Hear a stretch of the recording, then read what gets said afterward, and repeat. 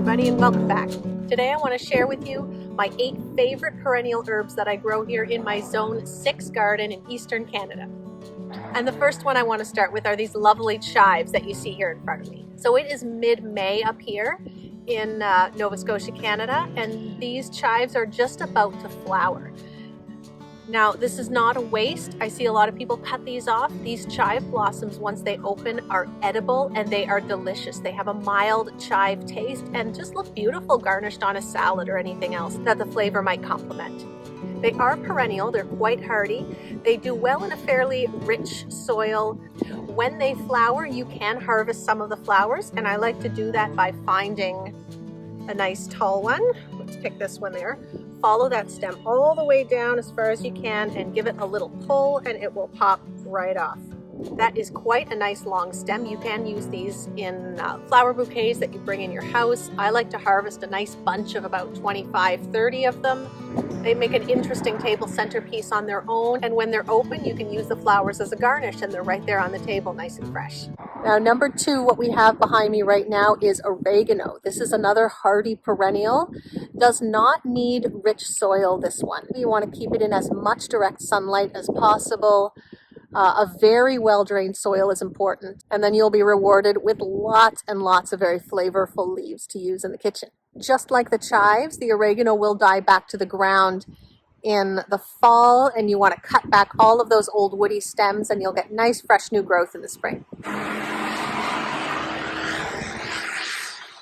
This is farm country. Number 3, and my personal favorite, is French tarragon. This is one of the first ones, along with the chives, to pop up every spring. Benefits from a fairly rich but also well-drained soil. Find a place to plant it where it will be happy, and you can divide it every few years and you'll have loads and loads of nice fresh tarragon. Number 4, we have sage.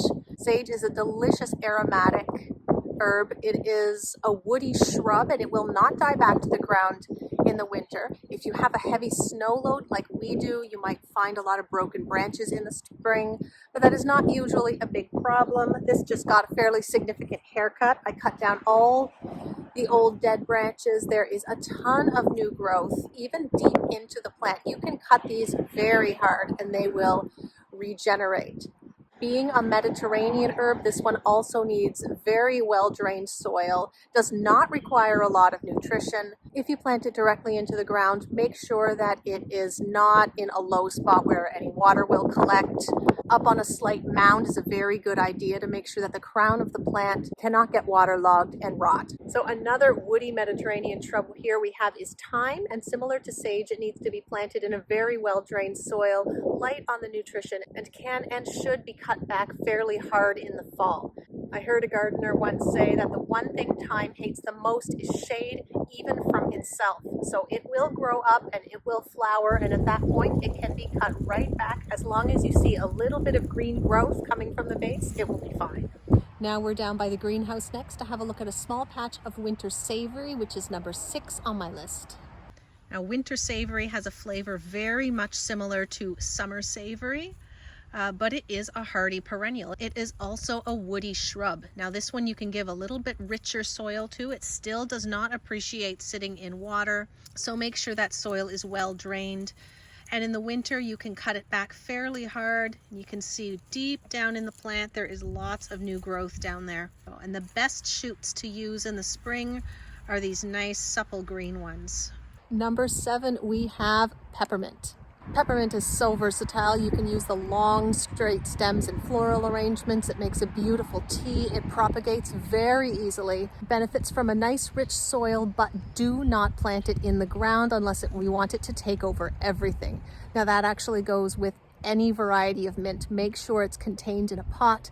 This is in a 3x5 foot metal raised bed that's about 18 inches high. So far, so good. This bed has been completely taken over by 8 small plants. So we have one more on my list, number 8, which is lavender. Now, I've ducked into the greenhouse because the wind has really picked up. It is cold today and there is an awful lot of road noise. There's been tractors going by constantly. I have a couple of trays of these lavender cuttings, which were the ones you watched me take way back in November, I think, which was one of my very first videos that I ever published. You might notice that these have hardly grown at all, and that's true. I put them into the greenhouse here to overwinter where they went dormant, and lavender is notorious for taking a really long time to wake up. This has not yet broken dormancy, but I've had a look at the roots. The roots look fine. So this silvery green foliage here is perfectly healthy. It's just still in dormancy. So I'm keeping a close eye on these. We just had a week of really hot temperatures, and I'm only just noticing now the lavender out of my landscape starting to wake up. So this is also a woody Mediterranean shrub, which means you can cut it back fairly hard, make sure that it doesn't get smashed in the snow. Most varieties are hardy to zone 6, a few zone 5, and even zone 4, but they do take a while to wake up in the spring, particularly if you've had a bit of a wet, cold spring. So be patient, keep an eye on them, and if you aren't sure if they have made it through the winter, just wait. If they have died, then all of that silvery green foliage will become brittle and will snap off. But this is still nice and soft right there. That will be just fine. Most lavender plants, if they're lost over the winter, they're lost due to being too wet and not being too cold. So keeping in mind that this is a zone 6 where I am now, but a lot of these herbs are hardy to colder. So when you're deciding what to plant in your herb garden, make sure you do your thorough research. Once again, thank you so much for watching, everybody, and I'll see you all next time. Happy growing!